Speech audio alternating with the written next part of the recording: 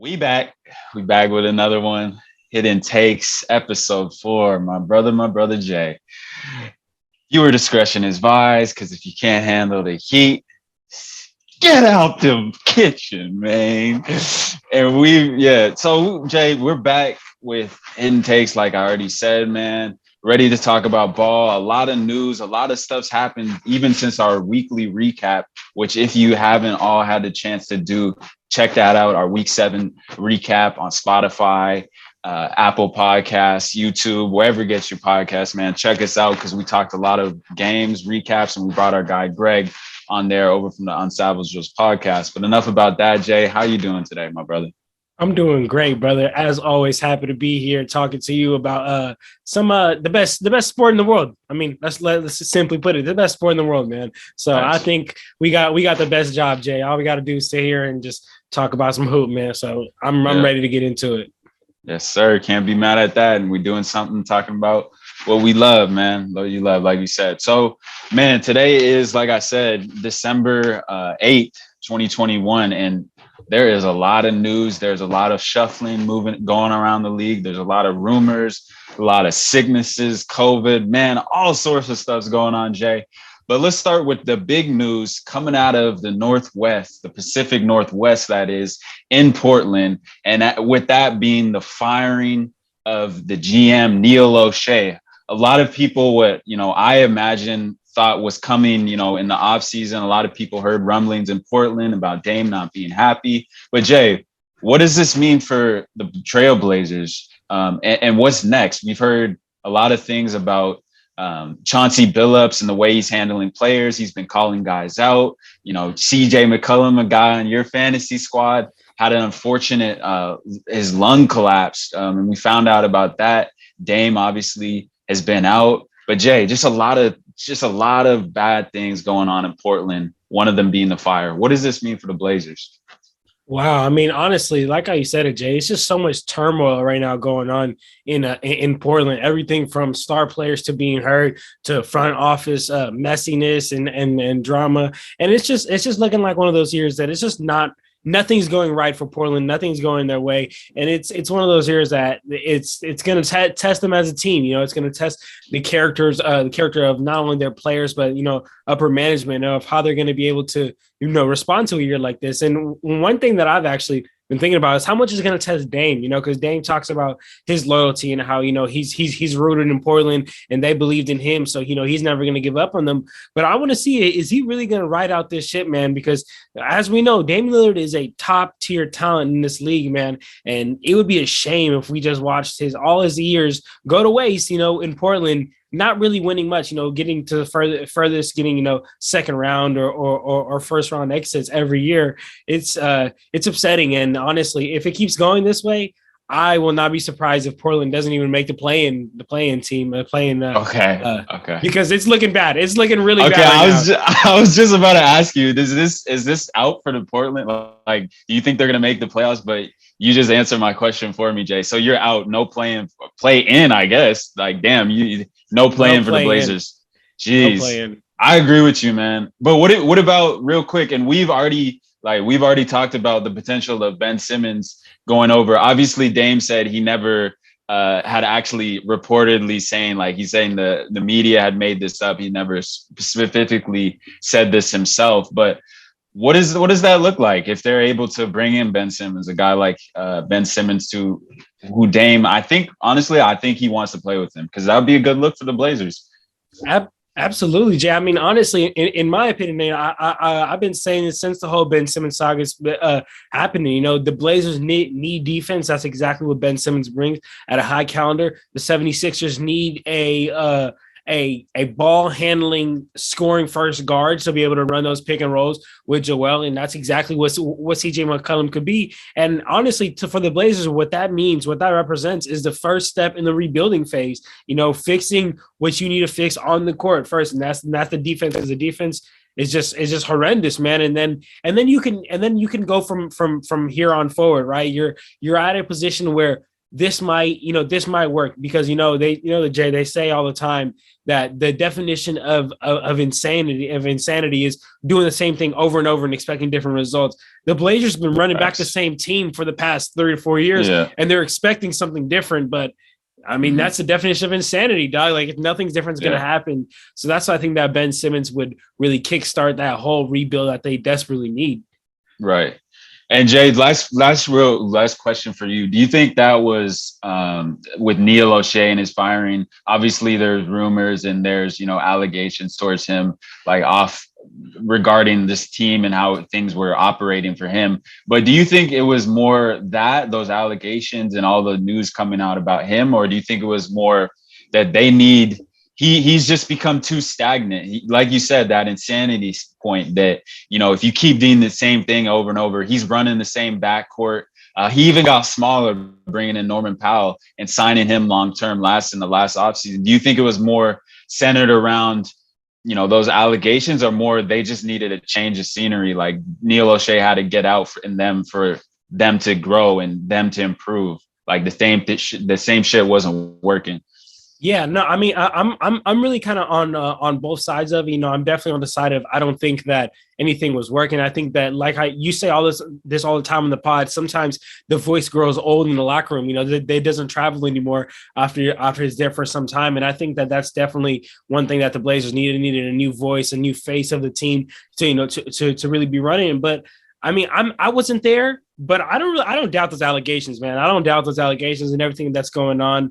There was a lot of shady business going on in Portland. I believe that the president, right before the investigation started happening, he just quit. So it's just a lot of sticky stuff going on over there.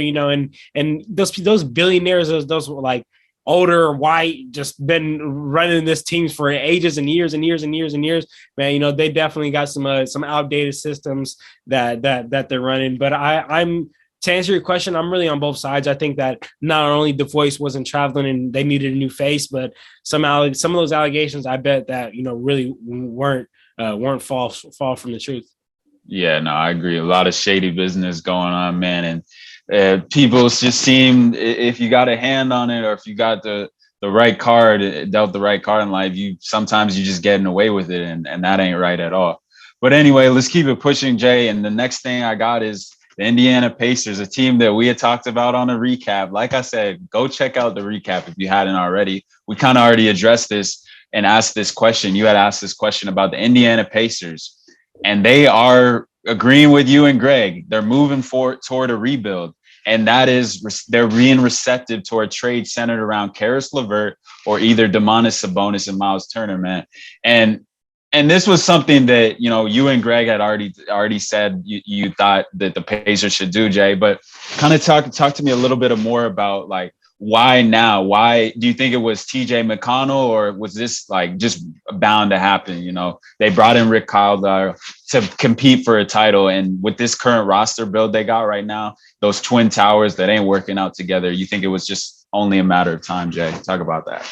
Yeah, I think that exactly, Jay. I think it was really one of those things that it was only a matter of time until they realize, okay, this isn't gonna work, man. That this twin towers of Sabonis and Miles Turner is not gonna work. Back in the day, I would probably say around like 2011, 2008, like back when Twin Towers offenses used to work. I think that's the mentality that they're stuck with and running. And I think that honestly, bringing on Rick Carlisle was the last straw, right? It was the last straw for the past couple of years. There's been a lot of coaching issues and upper management issues, and they couldn't really get their players on the court, but they kept running, and I think that they thought, all right, well, the problem isn't the players, the problem is coaching. So let's bring in a veteran coach like Rick Carlisle. And I mean, I gotta be honest. Like in the beginning of the season, I really thought that Rick was going to be the solution. Such a great veteran championship coach like that. I thought that he was going to be able to figure it out, but unfortunately, it's beyond Rick's ability at this point. I don't know. I don't think anyone. You would have to bring in a freaking Phil Jackson, I don't even know who you'd have to bring in if the Zen Master can even do it, dog, at this point, because it's just over there in the Pacers. It's not looking like the team is going to work as one. But like how you said, Jay, in the last episode with Greg, we talked about they have so many great trade assets, though. So that is one thing that they have options. They can decide where to go. A player like Sabonis or Karis LeVert or Miles Turner, that carries so much trade value. And if you want draft picks, if you want younger players, and if you want all that, man, and all of those guys could be definite contributors to a championship team, big time. Yeah. No, I'm feeling that, Jay. And what I was thinking, if I'm the Sixers, if I'm maybe the Sixers too, but if I'm the Pacers, man, I'm thinking maybe tank, Jay. And what do you think about that? Tank for a guy like Pablo Banchero, a guy like Chet Holmgren. I mean, I think you're just been for this such a long time. You've been a team just based on mediocrity. You've just been okay with that. And I think they should just trade away all those assets they got. Like you said, the Karis LeVerts, you could probably get enough for him, maybe a few draft picks or whatever you need. And there's a lot of teams who want Miles Turner. One of them, I know you talked about being the Bulls, more so than the Mavericks, as Greg had said on Twitter. I saw that back and forth. That was pretty funny. But yeah, no, I think that how do you think about that? Maybe just a tank kind of thing and get kind of a 1 or 2 pick instead of just this mediocrity thing that they've become so accustomed to in Indiana. Yeah, I'm right there with you, my brother. Honestly, if you're gonna be bad, be bad. Don't be mediocre, man. Like how you said, that's and like we always talk about all the time on the pod. That's the no man land in the NBA. You don't want to be barely missing playoffs. You don't want to be not getting knocked out the first round, second round. Definitely don't want to be getting knocked out the third rounds and later, because you're not going to you didn't get a championship, and you're not even going to get close to a great draft pick, man. So I think that if that's the Pacers, that's the direction that the Pacers want to go, they need to go that direction all the way, not like half hold on to it, like, oh, well, let's just keep Malcolm Brogdon and hope that he can, do something, because that's going to turn into a Blazers situation, to be real. If they do that, I think that they're going to rebuild. They need to rebuild full throttle and go 100% in. Yeah, no, I agree. All right, Jay. So for our last segment of news, the last segment thing we need to talk about, Jay, and I'm gonna have a great time talking about it. You kind of already know it coming here, Jay, and that is someone who we're talking about records, and that is Stephen Curry, trying to get that 3-point record from Ray Allen, potentially tonight. He's got 16 threes to go on that.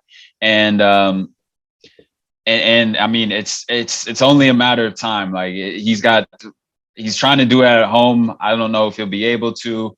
They got Philly on Saturday against his bro in Philadelphia. And then they got 2 more games, one of them on the road and one of them being Monday night or Sunday night, I believe, against the Pacers. And then the next night is in the Garden, where he's dropped his 50 points, Jay. But kind of my question to you is, they're playing the Blazers tonight when we're recording this. And the reeling Blazers, a team who has a lot of players out, Jay. He's got 16 threes to go, man. Are you like, when do you think he's going to break this, man? You think he's going to shoot 30 threes and try to break the all-time record for threes in a game, man? When do you kind of feel just along that schedule you think he'll break it?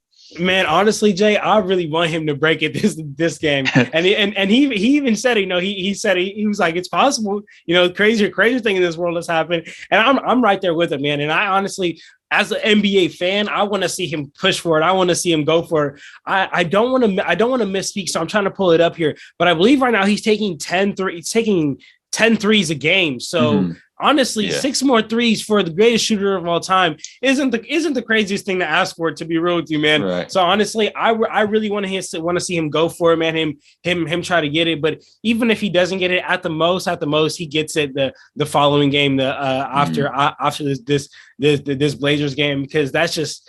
It's just to expect him not to hit 7 or more threes this game, and then at least another 5-6. That next game is nonsense to me, man. So I think that he's definitely going to break that. Hopefully in tonight's game against the Blazers, but if not, at the most in this next upcoming game after the Blazers. What about you, Jay? Yeah, truly incredible, man. I think that would be storybook if he could break it tonight. And I don't think wouldn't put it past him, to do something incredible like that. I do think he's gonna take.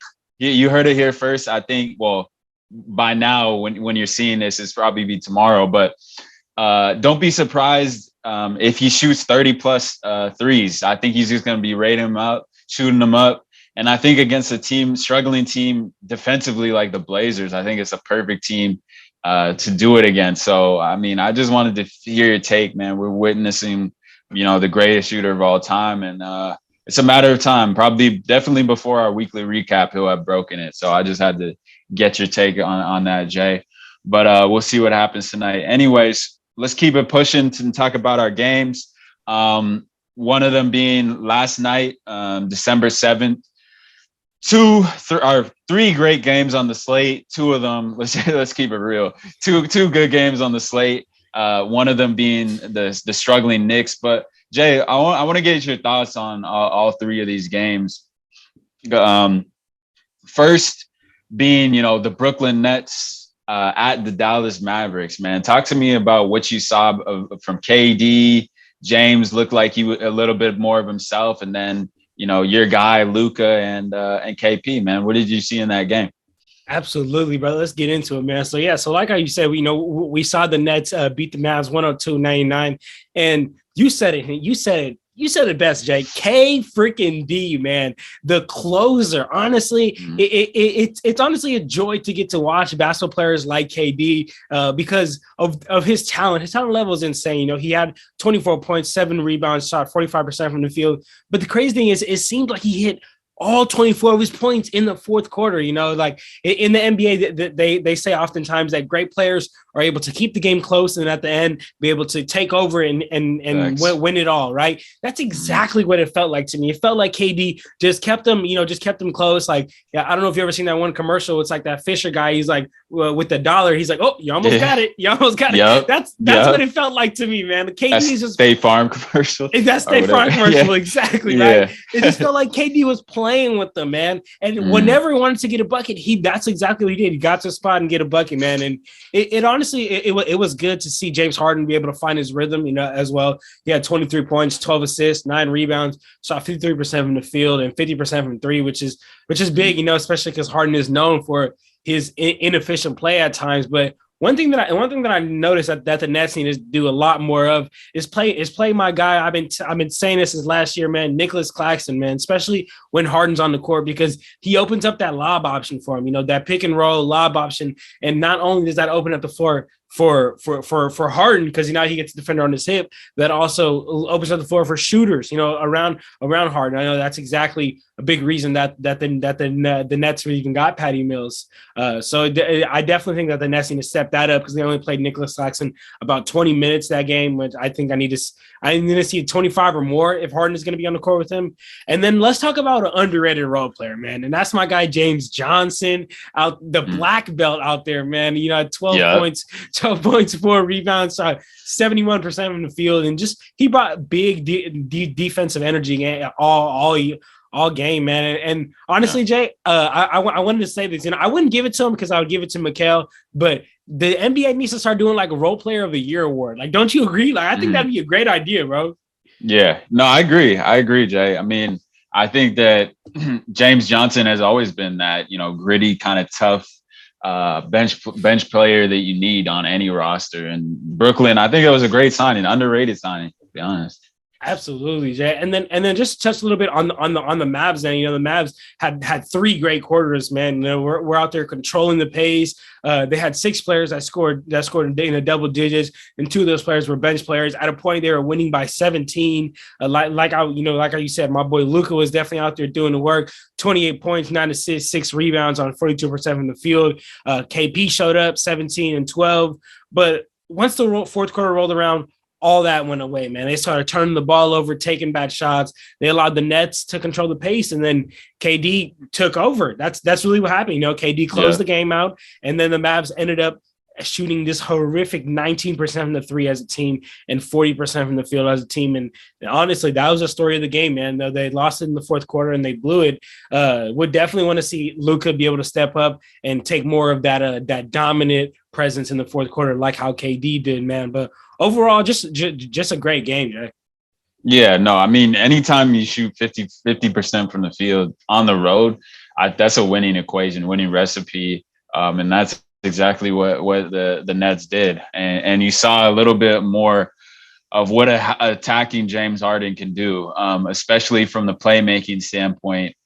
He was a +7 in this game. And I honestly don't think like what he did, even on the box score, which is hard to always say with James Harden, didn't even show up. Like he was just affecting the game in such a positive manner that it really helped aid KD. And I think that moving forward, that's what they're going to need from Harden as the Robin to KD's Batman plus. Man, that KD's just a menace, man. He's really unstoppable, honestly. But Jay, let's keep it pushing to. It's good to hear your thoughts on that. Tell me what you saw in the New York and Spurs game. The Knicks came away with a 121-109 win against the Spurs. And I definitely had the Spurs winning because they've been kind of rolling and playing good basketball of late. And the Knicks have been kind of the complete opposite, playing really bad basketball, kind of struggling with their identity of being, that defensive-minded team. And I talked about it on Sunday as well. So I keep saying, check it out. Go check out that episode. But none of that humble plug. But yeah, Jay, what did you see in this game, man? I wasn't able to actually catch this game, but what did you see in it? I know you watched all three of the games last night. Yeah, man. Honestly, I just saw an amazing performance of RJ Barrett carrying the Knicks to another win, man. Had 32 points, 5 rebounds, shot 55% from the field and 87% from three, Jay. He was 7 to 8 from the 3-point land, which is huge, man. And I definitely want to give him his flowers, going to give him his props. But who I want to tip my hat off to is Julius Randle, man. He only had 15 points. If you look at the box score, it doesn't look like it was his night offensively, man. But what I like most of that he did is that he recognized, okay, this isn't my night offensively, and he did other things on the court, man. He ended up with 7 assists, 7 rebounds, 1 steal, 1 block, and the points that he did score, they were very important late game buckets, man. So that was it's just very good recognition for him to be able to understand, okay, this is not my night offensively, and not shoot himself out of the game. But Jay, yeah. I actually have I know you asked me about the game, but I have a turnaround and I got to ask you a question, Jay, because I was going back and forth with myself about this yesterday, and I need to know my guy's answer. Jay, do you think Julius Randle can be a go-to guy, a 1A guy on a championship team? Absolutely not. And it's been shown.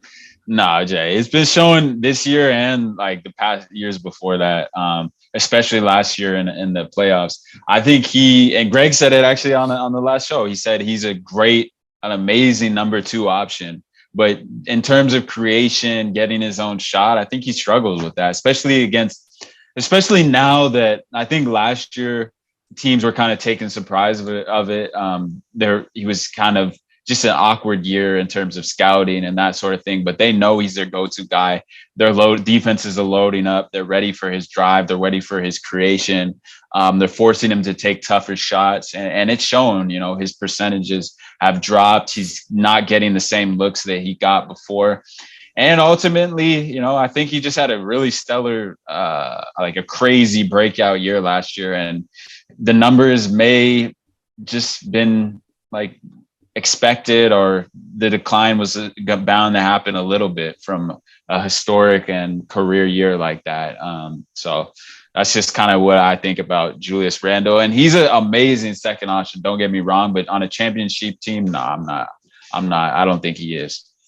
Man, Jay, see, because I feel you, like, and I understand that. I understand that perspective, but the perspective I'm looking at it from is like, man, like on certain nights, he's really a 3 level scorer out there. He could get it and in any type of way, man. He could shoot that step back, he could shoot the spot up, he could get to the hoop. But I definitely agree with you though that on the nightly basis, he struggles to be able to find his own shot. Yeah. But that leads me right to my next point that I want to talk about is then why in the frick did Tom Thibodeau and the freaking Knicks let go of a player like Kemba Walker? That's exactly what a player like Julius Randle needs. I think that Julius Randle's game would take such higher leaps and go to new levels if he had another scoring first guard or another scoring first player that's a real scoring threat out there that the defense has to account for. Because like how you said, Jay, last year, maybe a lot of teams were taken by surprise. Oh man, I know Julius Randle had all this in his bag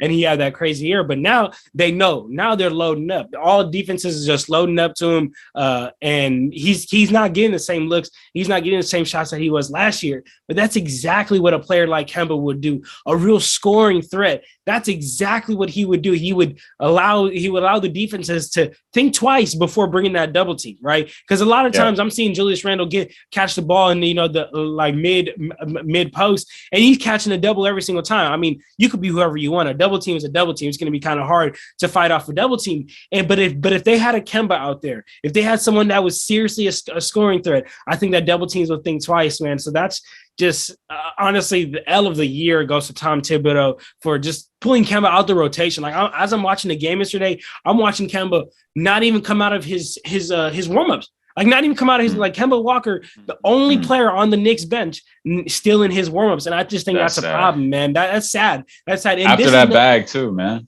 Oh. Exactly. Boy, yeah. That's like. And no disrespect to D Rose, man, but this is who you're sitting him for. Like D Rose, I get it. Championship, not a championship, but star player, you know what I'm saying, was the youngest MVP of all time. He was doing it back in the day, but come on, man, you got to give it to who's hot at the time. And right now I think it's Kemba, man. So definitely unfortunate to see that. Yeah, man. No, I mean, definitely. I think just the Knicks just got to find that identity. Last year, they prided themselves on defense. And if it's going to be a different style and different kind of play this year, then they just need to figure it out quick, because before this season kind of gets away with them. I mean, last night's win was a start. So let's see if they build on this ultimately. So let's move to the last game of last night. And that was, Jay, your Los Angeles Lakers versus the Boston Celtics. The Lakers come away with the 117-102 win at the Crypto.com arena. And Jason Tatum leading the bunch for the Celtics, 34 on efficient 13 for 22. But I mean, bro, that wasn't enough because they don't have enough, especially with Jaylen Brown out. Story of the year for the Celtics, story of the season. They just don't have the scoring outside of Jason Tatum and Jaylen Brown and have the depth, because we've seen in the past Dennis Schroeder's so hit or miss. And then flip it to the Lakers, led by Mr. James himself with the 30-piece, plus 18 on the night. I mean, not a huge plus minus guy, but I mean, plus 18, that's something good. Then you push it to Anthony AD, 17 and 12, 4 offensive boards. I mean, that's great. Two blocks, 2 steals, just doing it all. Russell Westbrook, like you said, Jay, looking like his old self last night with 24 and 11. And just a great team effort. You saw a little bit of everything from the Lakers, man, but you're the expert, the Lakers expert, Jay. I just wanted to give a brief recap of some stats that stood out to me, Jay. But man, what did you see from your Lakers and the Celtics, man? That classic rivalry. Man, like how you said, Jay, it was a classic rivalry game. And honestly, Jay, in the first half, I thought Jason Tatum was trying to go for 50. I was like, he's just trying to go for 50, man. Jay, that's it. That's what it is. I'm playing him too, man, in fantasy, man. Oh man, it's a 7-0 matchup for those of the listeners. 7-0 right now. maybe looking at 7-1 right now because my team playing a guy like Jason Tatum is bad, man. But I just wanted to add that, man. He was looking good last night. Looking Yeah, like a problem. he was looking good, man. He was looking like some of the Jason Tatum that we saw, from last year, the year before that made us be like, okay, he's a max player, he's a max guy.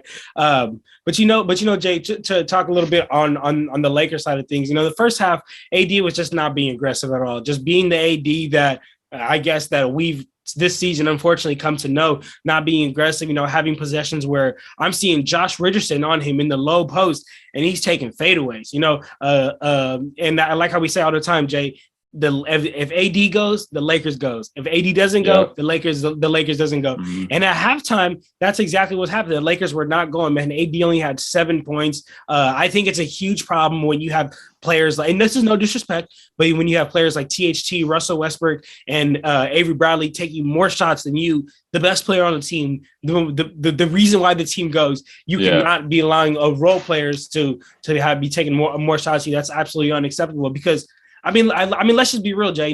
When AD is aggressive and he plays the way he needs to play, it forces every team in the NBA to bring the double team, man. And when the double team comes, that's when the floor opens up for the Lakers, man. So that first half ended, the second half came out. The Lakers came out with the big energy, man. Big energy on defense, playing very aggressive, especially led by Anthony Davis. He was starting to take it to the rim and actually take advantage of those mismatches that he gets, and that's what allowed the Lakers to be able to go on this 13-0 run and then really ultimately be able to outscore the Celtics 31-20 in the third quarter. And that the game was never the same after that, man. But, one thing that we've been talking about, Jay, but it's just AD's aggression, right? And if AD plays aggressive, man, that pick and roll with him and LeBron is just so deadly. Is it because LeBron just has so many options out of that pick and roll, right? Like he has his shooters around him. He has AD rolling. He has his drive to the hoop. And I mean, it's all indicated, and it all lands on the shoulder of AD and how much he brings it. And that's why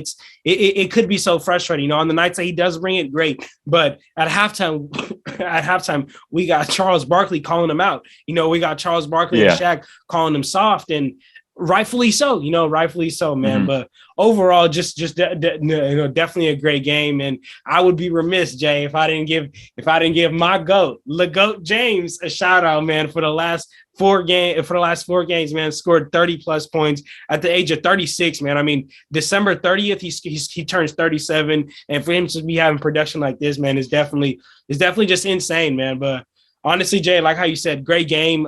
Jason Tatum balled out, thought he was going for a 50 piece. And it would be messed up of me, if I gave AD his props, I need to give Robert Williams his props too, because in the first half, man, he was out there hooping, out there aggressively attacking the hoop, getting to the free throw line 5 times, all in the first half, and just being that role man. Honestly, outperformed AD in the first half, but ultimately, the game came down to points in the paint, man, and the Celtics just did not have that. They allowed 66 points in the paint, and that was kind of the story of the game, man. They just allowed players to get right in there and get easy buckets, and if that's going to be the case, it's very hard to beat any team, man. But ultimately, just a great game, and enjoyed it as an NBA lover, man.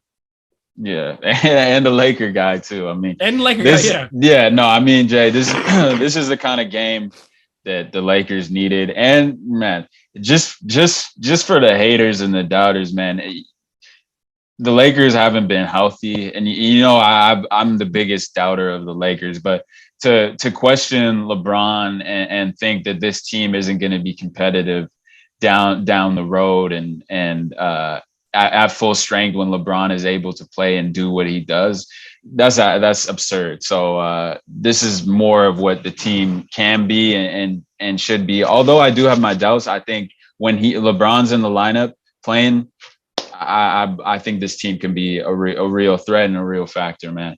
But Jay, I just want to quickly talk about some games just one game in particular that I saw on Monday night, and this is about a team who's still, I think, underrated, which is crazy because they won the title last year, and that's the Milwaukee Bucks with a 1-12 104 victory versus the Cleveland Cavaliers, a team who's been rolling of late. We saw them, hang tough and lose by 1 or 2, I believe, to the Utah Jazz on Sunday night. A team who's been rolling with the likes of Darius Garland, Evan Mobley coming back from his injury, guys like Lauri Markkanen stepping up, and we've seen Jared Allen playing some great basketball as of late too on that pick and roll game, which is like the number one usage play in the NBA right now. If you don't have a player and a big who can play that pick and roll game, you're going to struggle to get easy buckets sometimes. But Jay, it's crazy how underrated I feel like Giannis is right now, man. Even after winning the title, being the 2-time MVP, right? Am I crazy for thinking that Giannis is still putting up numbers, doing it night in and night out, affecting the game offensively and defensively? Stephen A. saying, Jay, also background story, Stephen A. saying that if he puts Kevin Durant on the Bucks last year, they don't win a title. And here's why I think that might be true. Like Kevin Durant, I think no doubt, easy to me, is probably a more skilled player than Giannis.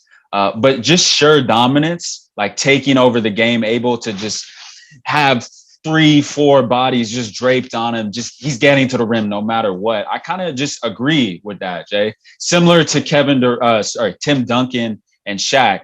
Tim Duncan in his prime may have been the better player than Shaq, but just in terms of a dominant player and just he's getting a bucket. Don't matter. Shaq, no one's stopping Shaq. I feel similar to Giannis. Like no one's stopping him. And not to mention the fact that the Bucks roster also is built around Giannis. So that's why you kind of have to take that with a grain of salt. Like obviously their teams are going to be different, Jay, but am I wrong for thinking that Giannis is still a little underrated despite what he's done to this point? No, Jay, you're not wrong at all, Jay, because I'm honestly right there with you, man. I think what he really is doing, like if people are stopping their everyday lives and watching Giannis Antetokounmpo play, you would realize, like, holy snap, like how is he not like just the winner of every award? He does everything on the court, and he does it at such a high level. And the biggest thing of all is that he just brings that constant energy every single night. He's on go 100% of the time. And you usually get those players like a Matthew Dellavedova, right? That's like on go 100% of the time, but like his 100% is like 4 points at the max, right? I haven't heard that name in a minute. Dellavedova, that's a name for you. Delly, man. Yeah, Delly. Yeah, but anyway, Jay. But anyway, right? So like he's giving you 100% every single night, and he's giving you like a triple double, man. Like that's the craziest part, Jay. So no, you are not wrong at all for saying that you still feel that he's not getting all the credit that he necessarily deserves. So then Jay, I have a question then for you, Jay. A follow up then. So I mean, I would feel pretty comfortable saying Stephen Curry and KD are the most two talented players in the world right now. Like as far as like talent, right? I would feel very comfortable about saying Stephen KD. Dominance, yeah. I would say Giannis. But if you had to pick one, Jay, like if you had to pick either the skill and the talent or the dominance, you had to pick one basically between Giannis, KD, and Steph. And I mean, you feel free to add anybody else if you want, but as far as dominance and talent, I think that's the top three of those three. Who would you go with, Jay? That's a tough question, but I think in terms of building a team around, I think it's just a little easier to build a team around a guy like Giannis because number one, just the sheer size of things. I think he's going to be, despite being like some freak injury, his body's going to hold up better than KD and Steph. Just because of just his sheer size. I mean, the dude's massive, bro. No one's moving Giannis like that. And, you can put shooters around him. He can play the one. He can get downhill. He can create mismatches with other bigs. He's bodying any guard that gets switched onto him in a pick and roll situation. He's continued to improve his mid-range game. He's shooting a little better free throws. He seems to have a knack for knocking down big free throws. And he's I think he's just shooting his shot, just more confident in general, even from behind the line, beyond the arc. So I think Giannis, to answer your question, between of having that dominant, big, versatile 1 through 5 kind of guy, as opposed to respectfully, two of the greatest kind of top 5 scorers of all time, in my opinion. So it's a tough question, but I'm gonna go with Giannis and what he's doing in terms of the versatility he can bring and building around him as a piece. But anyways, Jay, let's transition to any games that you might have for Monday night highlighted. This past Monday being Monday, December 6th. What you got on those?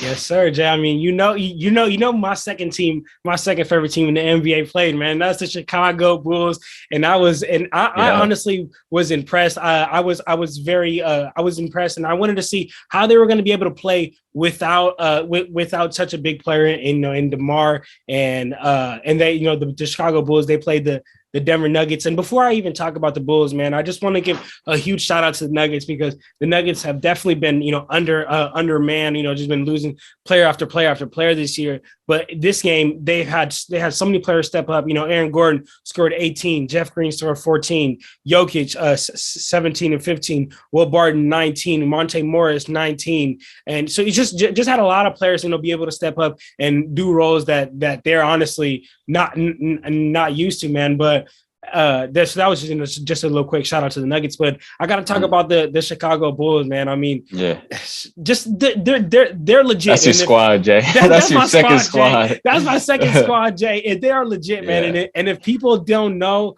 well, now man, because seeing them be undermanned so much. They are undermanned by DeMar. They're undermanned by Alex Caruso. They definitely had to bring out some players that nobody's seen yet play all season. But what's up, Jay? Question, and you, I don't think you mentioned him yet. Is Zach LaVine in the MVP discussion? I think so. I think maybe you could get to it. Maybe let me let you talk more about it. But I just had a question that popped in my head there when you were talking about the Bulls, especially with DeMar being out and seeing what he can do, leading his team to victory Monday night without him, man. Ooh. Absolutely, Jay. Food for thought. I think he needs to be, Jay. That's like steak and ribs and everything for thought, Jay. Because if he's DeMar. not, or DeMar, exactly. That's the crazy thing. You could go both ways, Jay. Right. You could go both ways. And Zach LaVine, like I was saying, just stepping up big in DeMar's absence, 32 points, 8 assists, shot 56% from the field and 33% from three. Vooch came out and had a performance that I felt that was necessary from him. With a player like DeMar out, you definitely want to see, in my opinion, Vooch is a third guy out of those three guys. You want to see a third guy really be able to really step up, and that's really what he did, man. 20 points, 10 rebounds, 8 assists, and Lonzo Ball, man. Just like how you said, Jay, just the prototypical point guard, man. If you want to pick, role player point guard, pick Lonzo Ball, man. He will bring you buckets, 20 points, 10 rebounds, 4 assists, and he'll do it on an efficiency rate. A lot of people used to get on for his three pointers. This game, he shot 50% from the three and 46% from the field, man. Silence him, Zoe. Silence him. Just silence him, huh, Jay? Silence him, Zoe. It's impressive, man. It's impressive to see the Bulls. And honestly, I wouldn't say that Chicago is the same way as New York is, but I would say that when Chicago basketball is rocking, the NBA is just live and vibrant and just fun to watch, man. Just fun to watch, and just also, hats off to a lot of the role players. And Derrick Jones Jr. scored double digits. Ayo Dosunmu, he scored in double digits, and Troy Brown Jr., man. So I just, at the end of the day, man, I keep saying it almost every episode. Watch out for them damn Bulls, man, because they are coming, whether people are ready or not. So then, like how we always do at the end of every episode, we get into these game picks, man. So today is Wednesday, December 8th. Tomorrow is going to be Thursday, December 9th. And that's what we're talking these games for. So let's get straight into it, Jay. The first game that we got is the 76ers versus the Utah Jazz. Who you got on that one? Man, that's a tough one, but I'm going to go with the Jazz, team, just a well-rounded team, well-coached team. D. Mitch playing at a great level, winning player of the week last week. Shout out our guy Greg. I'm gonna go with the Jazz on that one though. Yeah, I'm right there with you, Jay. You know, with Donovan Mitchell playing at that kind of level, man. Clutch Talk Player of the Week level, yeah, I gotta go with the Jazz, man. So, all right, let's keep it pushing, Jay. Next game is going to be the Los Angeles Lakers versus the Memphis Grizzlies. What you got on that one, Jay? I'm looking at the Lakers to keep it rolling in that one. I think it's going to be a battle, though. I think the Grizzlies always come out ready to play. One of the team always playing hard, always going to give a team the run for the money, even with their guy Ja out in the COVID protocols now. but I'm going to go with the Lakers in that one. All right, I'm right there with you, brother. I got the Lakers, man. I got them to continue to keep rolling, man. But just like how you said, though, Jay, the Memphis are not to be played with, and they're not to, act like we're going to come in and roll right through them, because they are on a 5-game winning streak, man, as of recording time. So, Ja or not, the Lakers cannot, just lay over, man. But all right, Jay. And then last game of the night is going to be the Denver Nuggets versus San Antonio Spurs. Who you got on that one? I got the Nuggets. Depending on if Jokic plays, but I mean he's been battling some injuries and been probable in game time decisions. But I'm gonna go with the Nuggets because it's hard to count out Jokic and how he makes his other players better around him. So, but I think it might be another close game. I mean the Spurs always play teams tough, and I would not be surprised if there was an upset. But I'm still going with the Nuggets. Yeah, I gotta go with the Nuggets, man. After watching the Spurs for throughout this season so far, I don't see him being able to guard a real true big man, and especially an MVP big man in Nikola Jokic, man. So I definitely think it's going to be trouble for the Spurs. So I think the Nuggets will be able to pull that one out, man. But all right, Jay. So Thursday we got to clean just a three game slate, but three very good games. Should be interesting, man. But Jay, you got any last words to say before we close out here, man? Nah, man. I think it's gonna be a great week of basketball. Rest of the week of basketball. Looking forward to my guy potentially breaking that record, and depending on what day it happens, man, I'm just looking forward to it. But as usual, man, we always appreciate the love, support, everyone listen to our episodes. So continue doing so, man. We appreciate it.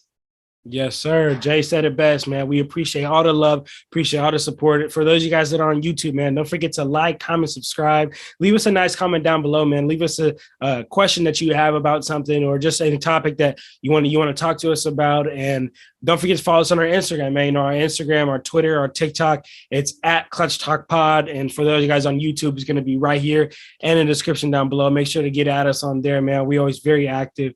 And then don't think I forgot about my podcast wheel, man. For the podcast people, if you guys want to get in communication with us, not only could you follow us on our Instagram, Twitter, or TikTok, but also, you can write us a review, man. Leave us a review down below. Write a question, leave us a 5-star review, and then write a question, and then we will answer all questions on the pod, all questions on the show, man. So just get at us, man. There's a lot of ways to get in contact with us because we just some hoop junkies, man. But if that's it, man, then we out of here, y'all. Clutch Talk out. Doses.